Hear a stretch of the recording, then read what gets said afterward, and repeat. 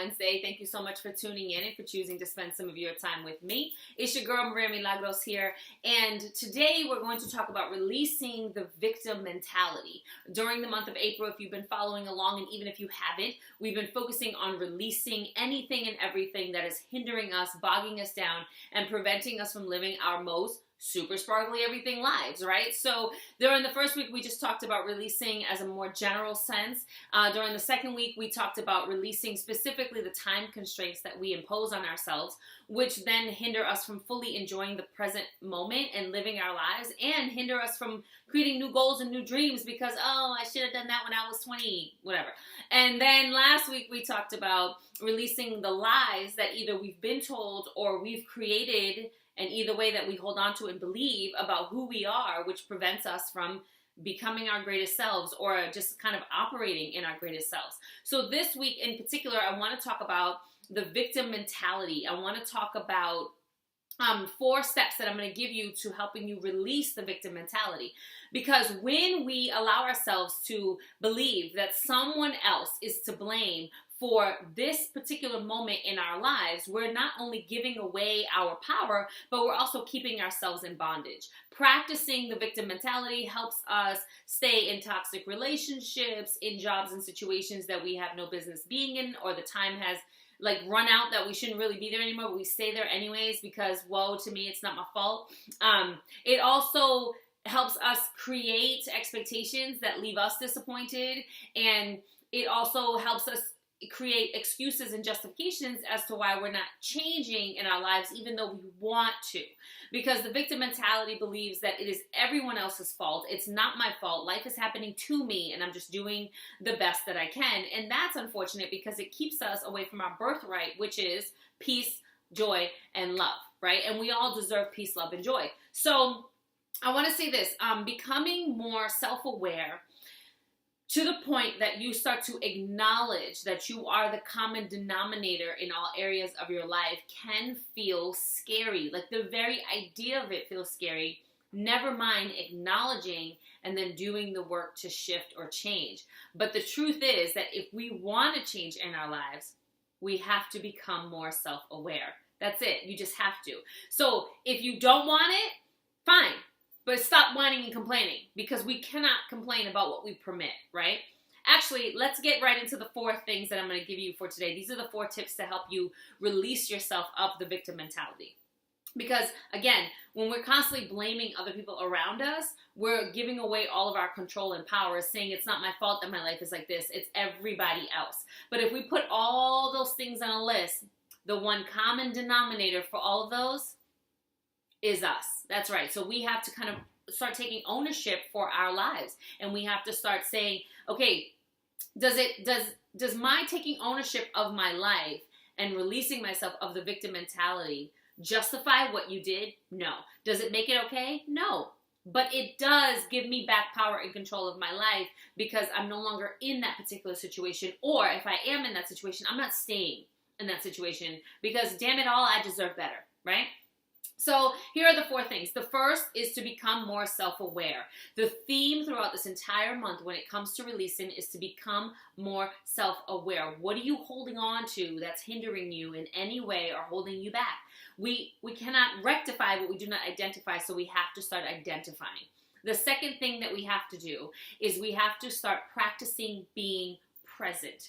We have to start practicing living in this moment.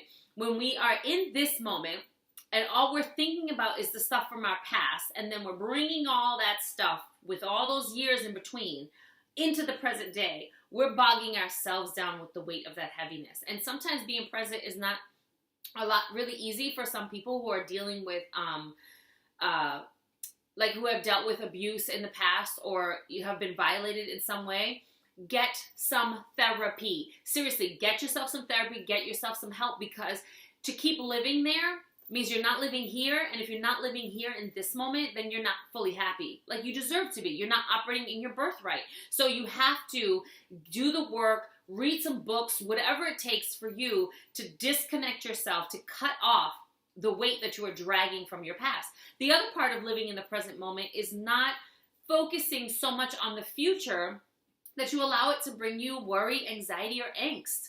That's not what it's supposed to be. When we're focused on this present moment and we allow this moment to be magical and wonderful and happy, and then this moment becomes magical and wonderful and happy, and then this moment becomes magical and do you see what I'm doing? So we just bring that from moment to moment, and when our focus is in that place, in this present moment, then the future has no choice but to be, because we're adding up all this magic and wonder and love and, you know, all that good stuff. So being present is about cutting off this idea that we have to carry around the past with us, which brings frustration, it brings unforgiveness, it brings resentment, it brings all that shame and guilt, or the future, which brings worry and anxiety and its own type of frustration and sometimes even anger, right? We have to practice being present right here and right now. So that's the second thing. The third thing that you have to practice if you want to release the victim mentality is gratitude. And it sounds so simple. It sounds so simple to the point that most people don't do it. Just practice gratitude. Like right now, if I said to you, give me 10 things in your life that you're grateful for, go. You should be able to, right? And like shoot off that list. Most people can't do that because they don't practice operating in a place where they're recognizing their blessings. They're too busy focused on the past, the burdens, or the future, the expectation of a burden. Rather than this moment right here is so wonderful, and you're missing it if you're not allowing yourself to practice gratitude about what is good in your life right here and focus there on all your attention there. And the last thing, this challenge was given to me back in college, and I remember this guy, he said, I want you to go 7 days without complaining. And I'm like, yeah, I can do that, 7 days. He's like, yeah, okay. You go 7 days. He goes, but you don't focus on the whole 7 days. Just focus on the one day. Focus on the day that you're in. And you have to be really self-aware, and you have to be present in order to not complain. And you have to get good at practicing gratitude in order to not complain, because we are well practiced at complaining. Most people, if I say, hey, how's it going today? They're like, oh, you know, it's life. I'm just barely making it. Same, beep, another day. Like, that's the kind of answers that they get. What is that? That's not living. That's just survival mode. I don't know about you, but I'm not operating on survival mode. I'm operating on living and thriving mode. You know what I'm saying? That's super sparkly everything. That's really fully living. That's being awake, right? So we have to try to not complain. And here's the thing. If you complain, even if it's a little tiny little baby tiny complaint, you got to start all over. If you went 5 days without complaining and then you complain, you got to start over. When you allow yourself to go a full week, and this takes time and this takes practice, so be kind to yourself. When you allow yourself to go a full week without complaining, your whole life will change. Your whole life will change. And the reason why your life changes is because you and your perspective changes. How you see the world, your mentality changes, right? People who are always whining and complaining, people who are not grateful for what's in their life, people who are living in the past or living in the expectation of something dreadful to happen in the future, these people are practicing a victim mentality.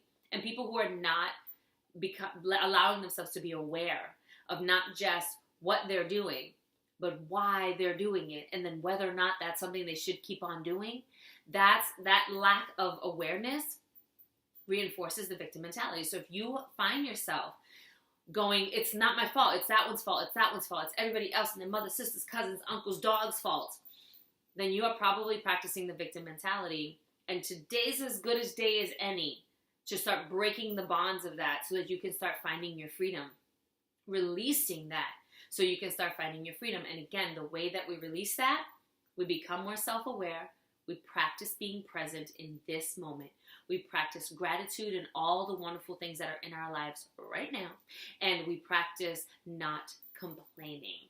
I would love to hear back if you go a whole 7 days without complaining, whether that was hard, whether that was easy, how long it took you. I remember when I first went my first full 7 days without complaining, I started the process, and then to actually complete 7 days in a row without breaking it, 7 days in a row, took almost 3 months. But it was dedicated, consistent 3 months. And when I got there, I got there. So now, when the people around me complain, I just flip it. Everything that comes out their mouth, I'm like, we're going to turn that right around. We're going to make some magic out of that. Just today, I said to this woman, how are you today? And she's like, oh, we were teased with this beautiful weather because now it's raining. And I said, yeah, but we need the rain, and April showers brings May's flowers, and at least we're not shoveling, and at least I'm not wearing my winter coat, and it's actually kind of warm out, and it's really, she's like, you're right, it is really a nice day. It is, isn't it? And it makes us appreciate the sunny days even more. But again, it takes practice, because in this world, everybody's complaining all the time. Everybody, nothing is nobody's fault. Nobody's wants to take responsibility for their life. It's not that it's his mother, sister, uncle, cousin, like I said, the dog, the hamster, the guinea pigs. Enough. Let us move into our freedom. And this is how we do it, right?